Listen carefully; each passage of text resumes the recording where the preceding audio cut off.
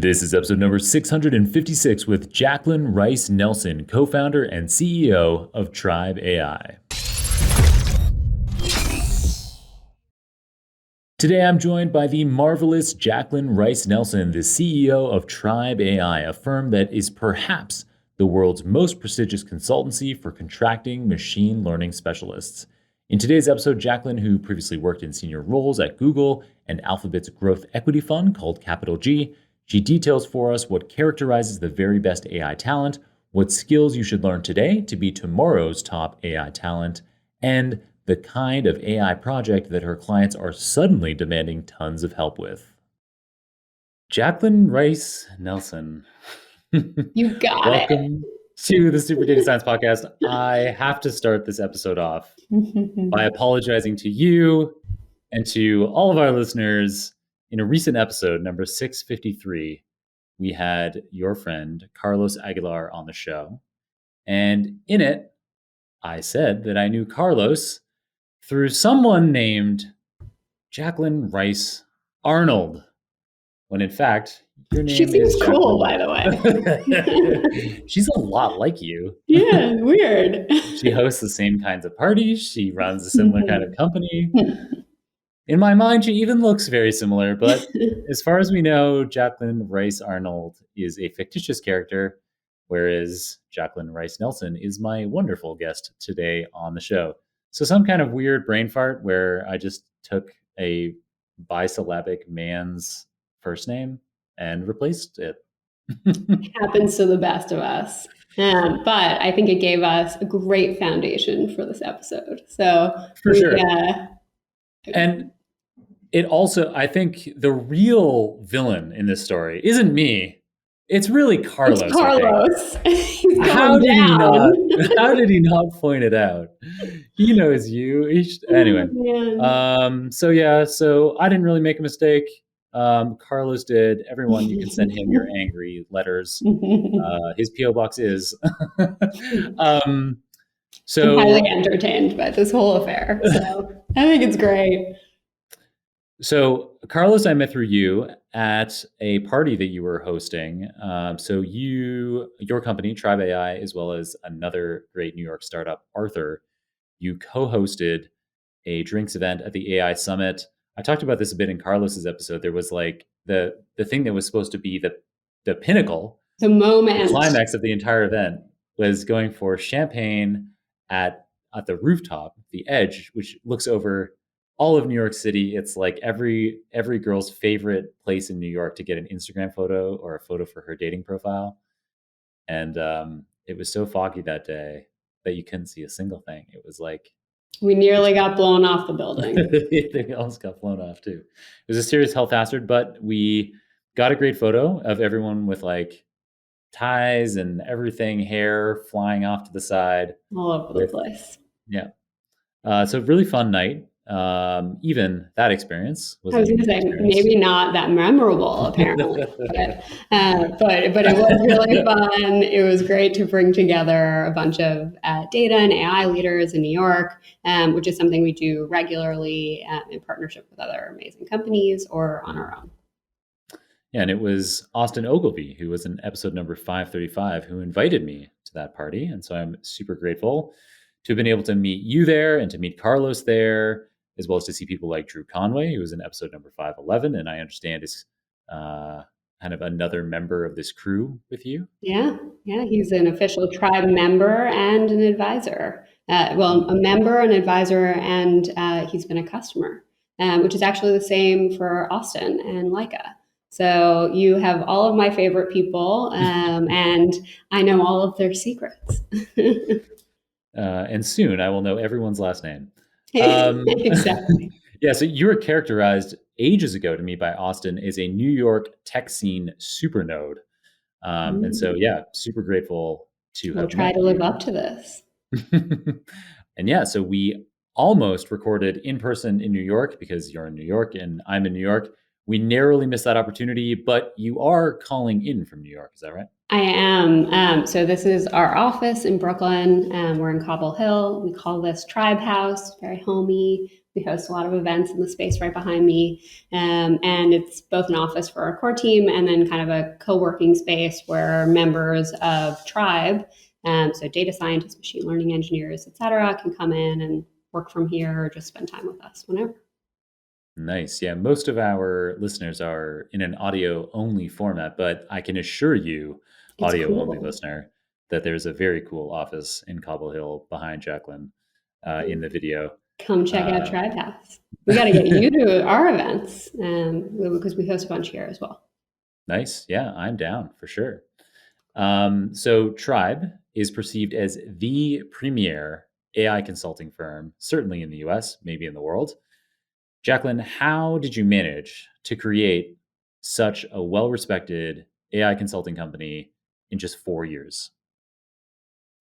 It's very cool to hear you say that, and I hope that is very much the core thesis of Tribe, is that we could be this like truly premier, outcomes oriented firm, but that we could do it really differently. And that was what was actually going to really drive the differentiated outcomes. So we are not a traditional, I mean, we don't even use the word firm or agency or consulting.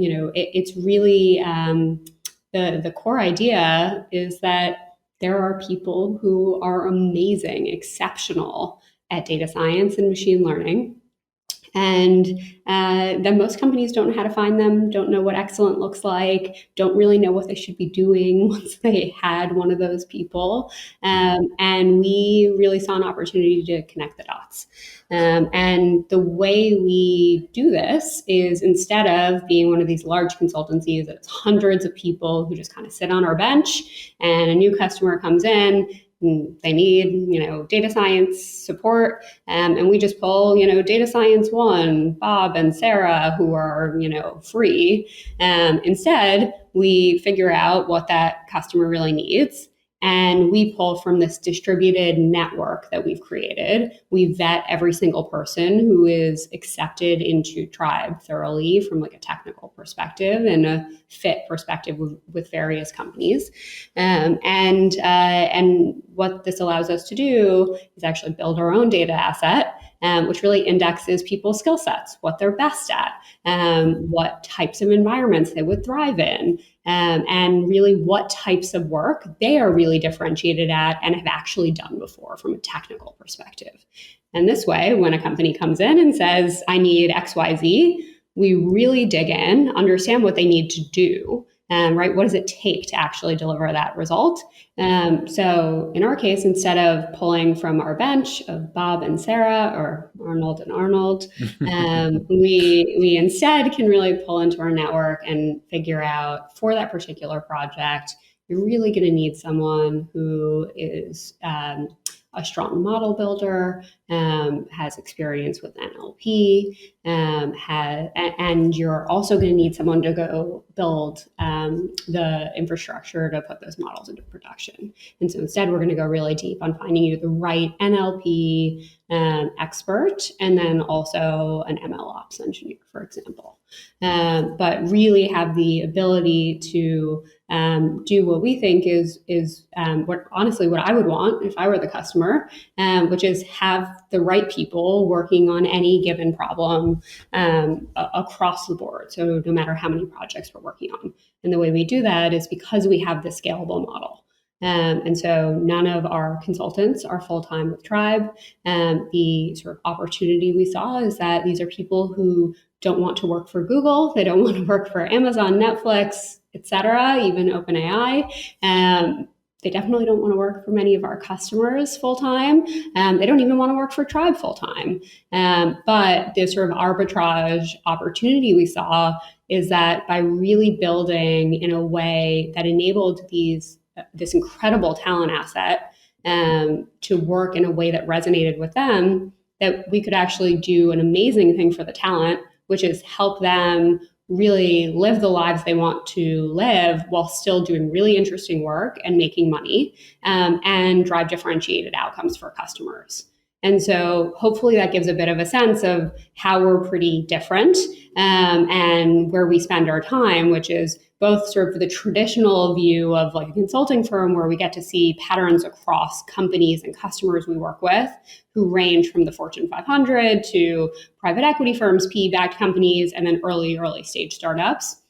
But also get to learn from this amazing talent asset and network, which is pretty diverse in terms of skill set, functional expertise, and many of them, because they've chosen to work independently, are quite entrepreneurial. And so they are also exploring ideas, starting companies, and there's just tons to learn from them as well.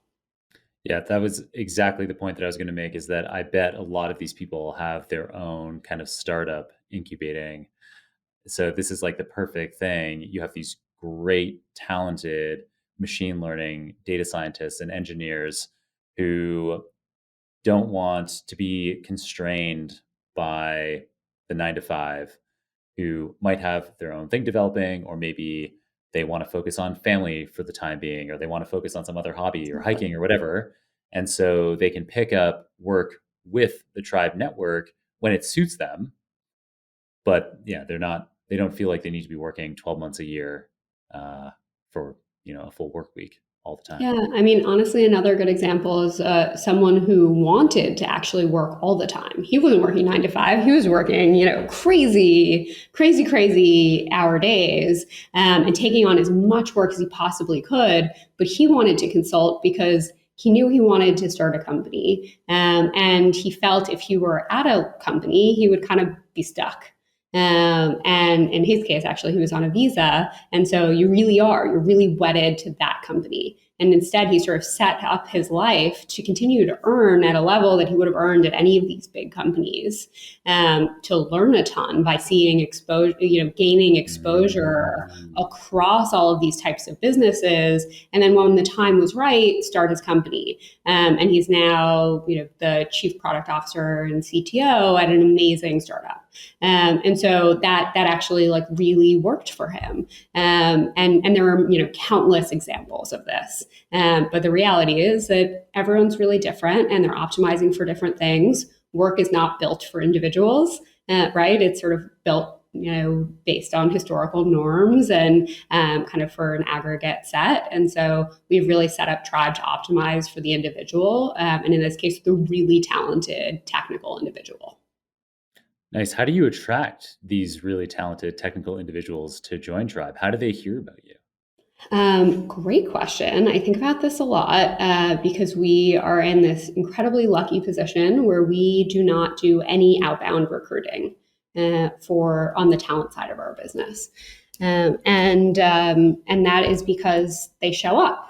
Every week, we get, honestly, dozens of applications, even a day, from wildly talented people. And we built a brand that speaks to this audience.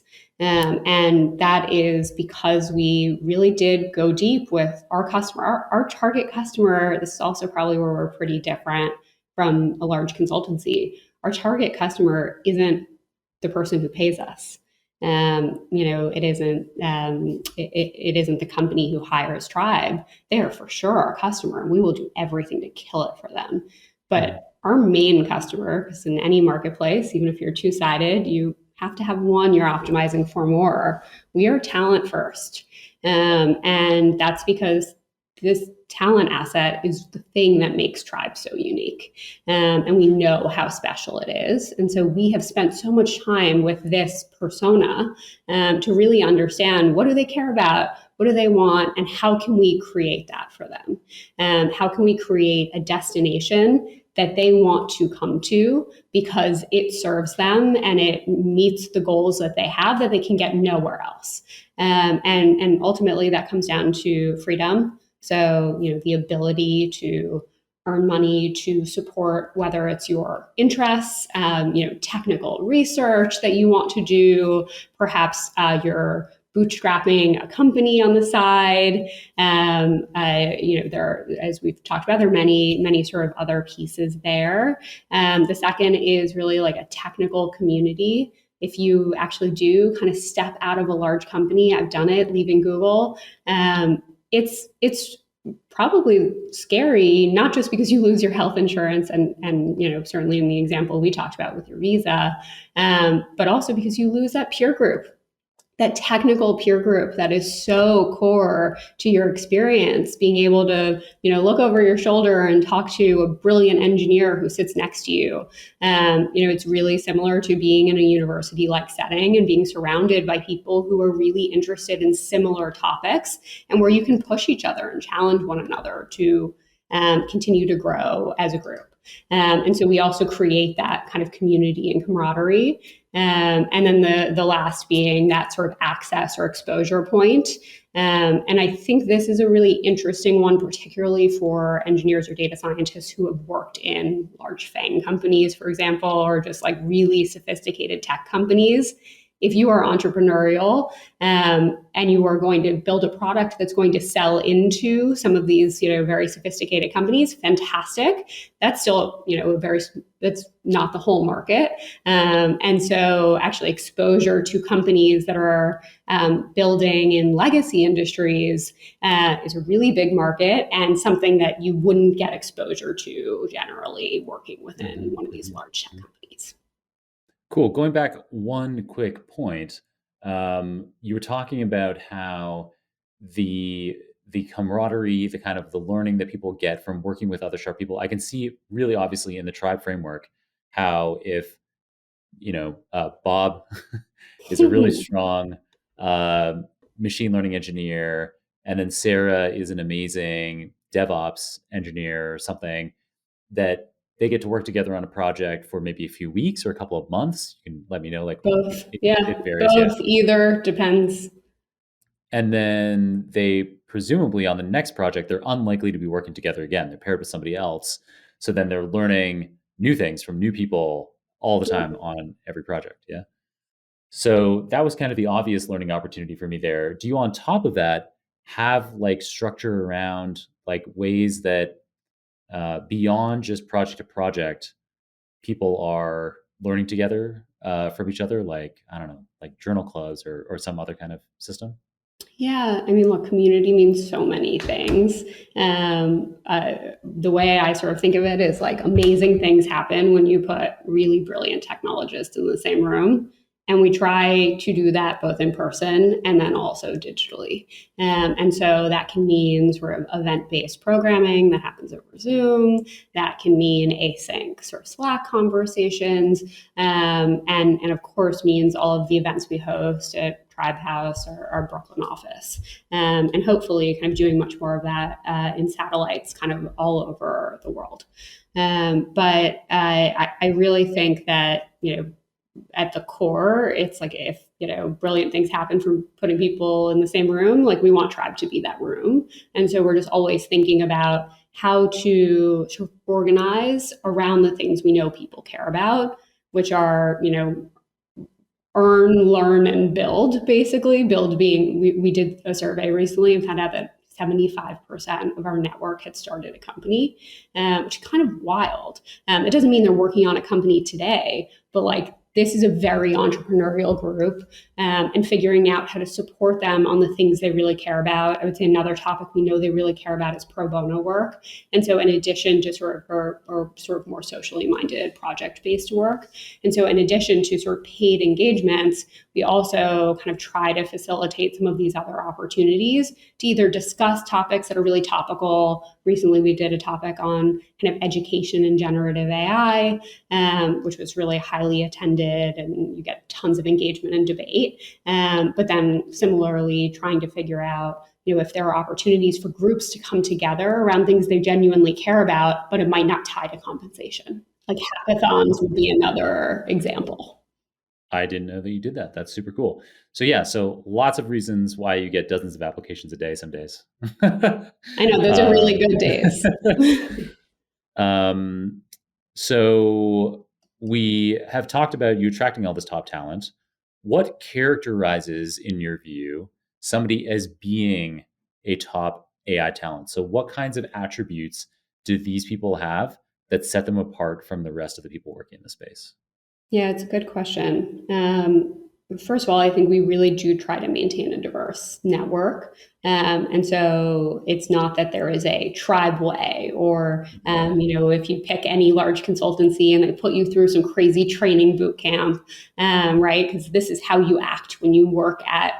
wherever you are. We intentionally don't do that. And it's because the people who we have in our network are brilliant technologists, and we want to create the infrastructure for them to do the thing they are best at and not the other things they are not that good at. So it's actually like very much a lean into your strengths and specialist model, where we are not trying to help that data scientist to build decks and these sort of lengthy presentations. Instead, we might pair them with a product manager or a project manager who can sort of do some of that work, and where they can really stay focused on the thing they do best and do better than anyone else. And so, when I think about what is that, sort of in a broader sense, it's really just comes down to experience. So this is a field that, of course, is incredibly academic. That is an amazing foundation. In order to plug in on a consulting basis, you do need applied experience. There are lots of amazing programs, Recurse Center, formerly Insight, data science, that do the help you get applied experience from PhD programs. But I Mhm. would say, while there is a large share of people in our network who do have PhDs and really strong academic backgrounds, that typically the attribute we do optimize for kind of across the board is really like applied work. So you have actually built things, or I always say like done the thing that you Mhm. would need to do in a consulting environment, in a constrained environment, not in kind of an academic setting. Gotcha. So highly specialized skills, you might be the best at some very specific niche of AI, and you have experience applying that expertise in the real world. And look, everyone, there are generalists as well, right? I think data scientists actually like often can be generalists, and I think that actually that's amazing because there are lots of projects where that's really helpful. But if you need someone who's really amazing at time series or something, we need to know we have that as well. And so the really important thing is that people are technically excellent, that they can communicate well and work well with other people, because no matter what, you will be working with a team, and you do have to talk to real people. Mhm. And I think that's a really critical part of consulting, and that we understand what it is that you are best at and best suited to do. And if that is actually like a broad set of things, fantastic. That probably means you'll be eligible for more projects. Mhm. But that's not the case for everyone. Nice. So that covers kind of the general characteristics that you look for in top AI talent. Are there specific skills or tools, like hard skills, that our listeners should be aware of that you think are like either today must have skills or things that could be in the coming years where if somebody's listening and they're like, what is the market looking for? Like whether Yeah. it doesn't need to be a consulting firm like yours. Sorry, you don't even describe yourself as a consulting No, firm, it's but you know what I mean. great. Project based. Yeah. I But mean, we if they're are at looking, the end of the yeah, day. It is. It's consulting work is the yeah. foundation of our business. But yeah, so whether the person is thinking about making themselves more employable as a consultant or as a full time employee, are there specific hard skills that they should be thinking about learning today? Yeah, I mean, this is a really interesting moment with generative AI and all of these new terms based on things that have existed for a while. Yeah, like Um, prompt engineer. yeah, yeah, prompt engineering. There are all kinds of weird job descriptions I'm seeing, many of which don't actually make sense. But I do think familiarity with large language models is in very high demand right now. Will that be in the future? I believe yes. I do believe it will become more of a known quantity. I think this is the direction the market will likely move. Today, though, there is real scarcity. And so having experience, it doesn't mean you have to have worked on something for a company. It does mean you have to have built something, done a thing, done a little more than playing around. And I think like that is differentiated today. In addition to that, we are seeing with this generative wave that actually there are other skill sets that are incredibly important to complement that, generative AI engineer.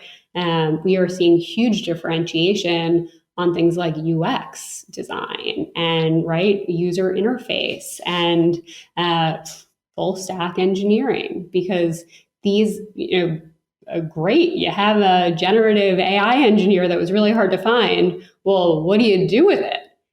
How does it plug into your product? How do your customers engage with that experience? That's so much of the work. And we are also actively staffing up on those areas because they're so core to building successfully on generative projects.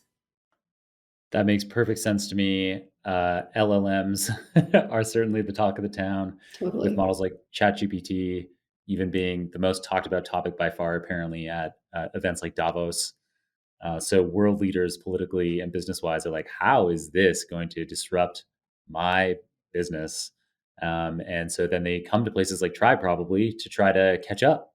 And those are the questions they're asking. They're coming here, they're coming to, any of the big names in the space, and they're asking the really fundamental questions that they've asked for a long time, in a sense, which, this was actually my insight in starting Tribe. I mentioned I was at Google for a long time. I then worked at the late stage venture fund under the Alphabet umbrella called Capital G.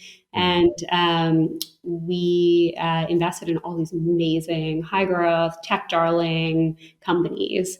And I saw that many of them came to us for help with data science and machine learning because it was something that Google was really differentiated at.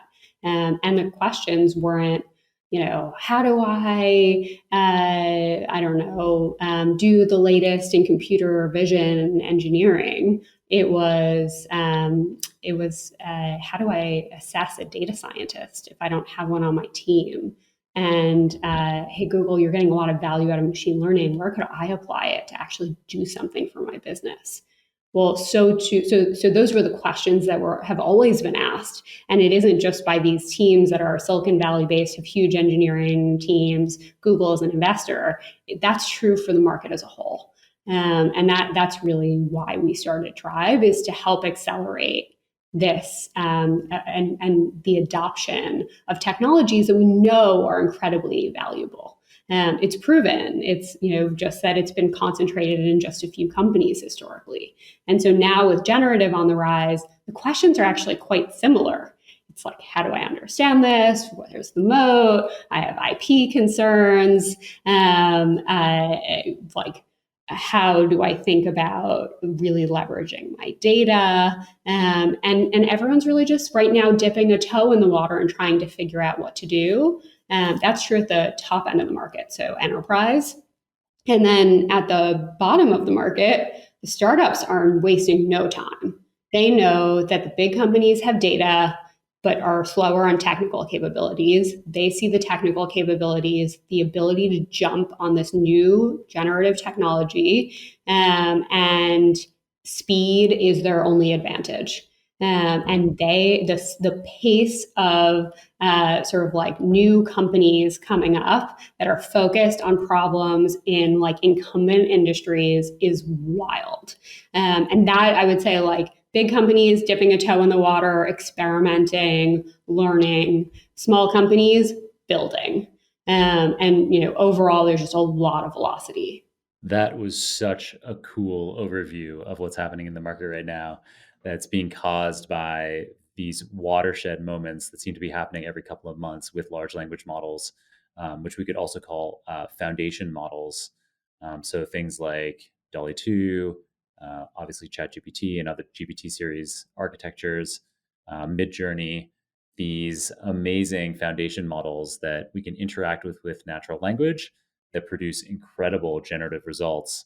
I loved your overview there of how big companies and small companies are racing to stay ahead of competitors in a broad range of verticals. Super cool time.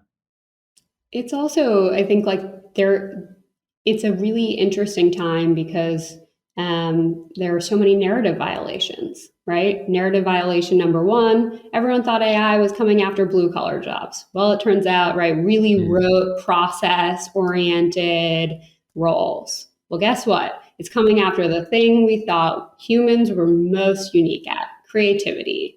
Really, high paying, elite roles. And it turns out that actually these models are really good at it. I don't think of it as replacing. I think of it as like augmenting people who are incredibly creative. But that's already been like an incredible narrative violation or deviation from the sort of narrative we've been told about AI. And I think that, the latest is, or I would say there are two more. One is like, whoa, this like cloud race just got really interesting. Microsoft is back, right? I think I was at a dinner recently with a bunch of tech people here in New York, and someone asked me who I thought was going to win, Google or Microsoft. And like, I just marveled at like how wild that question would have been to ask even 6 months ago. And so, like, I think that is a fascinating competitive dynamic happening. And then the third is who is going, right? This all kind of comes down to who's going to win. There's a race on, and who's going to win. Is it going to be big companies or is it going to be small companies? Right? Because there are a lot of people who are actually taking the argument that this could be the time that actually big companies win and crush the startups in this space, because the thing that's differentiated is going to be the data, and big companies have it. But the only way they can actually capitalize on that advantage is if they can build the technical capabilities. Yeah, this isn't a winner take all race, right? It's like this is one where I think the rising tide lifts all boats, and it's amazing. Well, maybe not all boats. I can I tell. think this is, I just think it's an interesting question. Yes, in a sense, that I think actually, in some ways, AI has had the best branding of any industry ever, right? Sometimes to its detriment. So this is another cycle of something that I think gets people really excited about what's possible with AI and makes it impossible for business leaders to ignore it. I think that is, like, to your point, something that lifts all boats. Like, that's a really good thing for, particularly in an economic downturn. What happens? People cut R&D spend. Well, given this like generative trend, you can't really do that right now. And so AI really is this kind of bright spot in tech right now. The other reason why I say this particular tide lifts all boats is because this AI community, unlike, to pick another industry that is like the opposite, in financial services, it's about keeping everything to yourself. Yeah, Like, not only company to company, but an individual trader might not want the that's right. trader that works at the same company, the adjacent desk, to know what their strategies are, because this trader that's sitting next to you could take your ideas. Whereas in AI, there's this, most companies, including almost all the big tech companies, Apple is notably absent in this, but lots of big tech companies, including Microsoft, Google, Meta, Amazon, they publish so much. They publish papers on how they're doing things. They make data available. OpenAI makes these APIs to foundation models available, and so I don't know. In my view, this race isn't so much about like, oh, there's like one master algorithm that whoever cracks it first, is it Google or Microsoft, they just crush everyone. It's like, well, the big tech companies come up with these big foundation models that cost millions of dollars to train. But then smaller companies can take advantage of those big foundational models and come up with highly verticalized solutions. And so I think there's a lot of room for success for a lot of people, including all of your clients. I very much agree. I do think this question, I really do. I do think this question on like the big company, like who's going to be able to actually capitalize on this, who are not tech company incumbents, is the question to me. Right? Because like, okay, Google, Amazon, Microsoft, like it's just an ordering question, but like you're all going to be quite large. But I think, does an incumbent law firm win? A big law firm or a startup building a generative law, like legal company.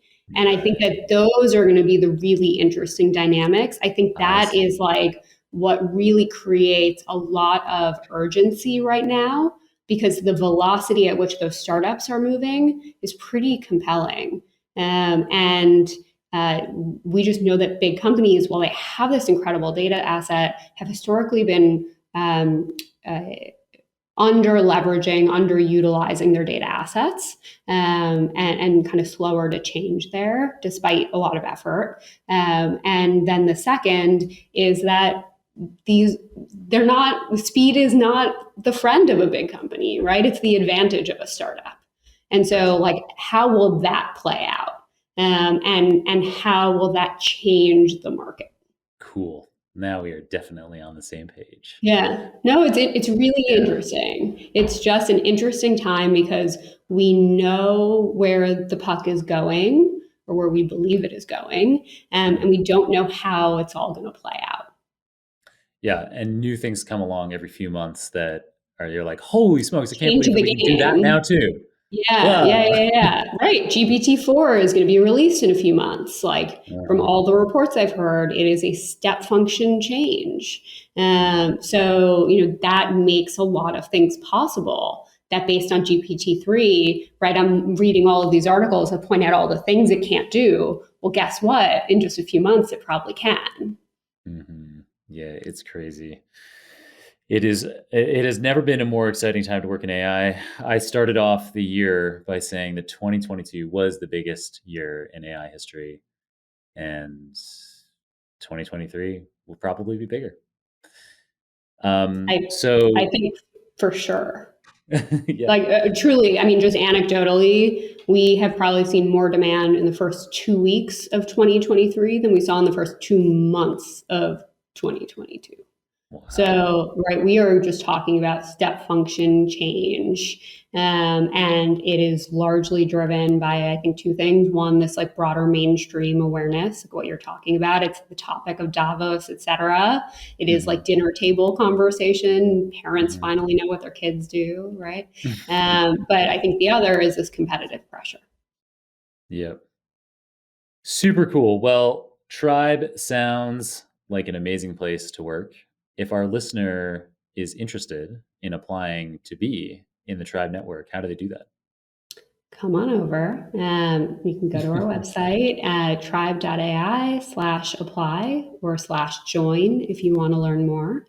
And yeah, just I think you'll sort of see we ask a lot of information about your skill sets, because as I mentioned, that's what's most critical to figure out, how to sort of assess you technically, but way more importantly, how to figure out where you're going to be a good fit and do your best work. Nice. And then how about you personally? How can people hear your latest thoughts, Jaclyn, after this podcast is over? Awesome. Well, I think the easiest is probably LinkedIn. So Jaclyn Rice Nelson on LinkedIn. I am tweeting less and less, but Jack S. Rice, JAC Rice, on Twitter.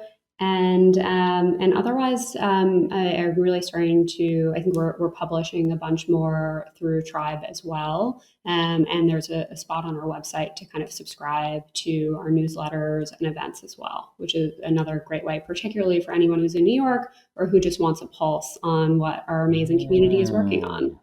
So I can find out and get invited to these parties without Oh, having to have Austin invite me. you're already getting on the list. No, the one you came to was a very exclusive one. So that was like, Nice. that didn't go out to the normal subscriber. And so you're already in the elite crew, as long as you don't screw my name Wow. again, you know. Fair enough. And I would deserve that for sure. I would not be offended if I get your name wrong again. I will Dead completely to me. understand the blacklisting. Well, Jaclyn Rice Nelson, it has been a treat having you on the program. It's been so great. I've learned so much, and I'm sure our audience has as well. And they've gotten excited about what they can be doing with AI and particularly LLMs. Thank you so much for coming on the show, and we'll have to check in with you again and some point in the future. That sounds great. And I really love what you're doing. I think it's amazing for the broader community, and just really enjoy spending time together. So thank you. I'm so glad we finally made this happen. Nice. Thank you, Jaclyn. All right, that's it for today's super informative episode with Jaclyn Rice Nelson, which was packed with invaluable information on how to attract the top engineers and data scientists, how specialization with LLMs and generative AI engineering are extremely in demand, particularly because companies are clamoring over each other to make the most of the powerful new foundation models that are being released to the public at an increasingly staggering pace. If you'd like to learn more about foundational large language models like ChatGPT, coming up on March 1st, I'll be hosting a virtual conference on just that. It'll be interactive, practical, and it'll feature some of the most influential scientists and instructors in the large natural language model space as speakers.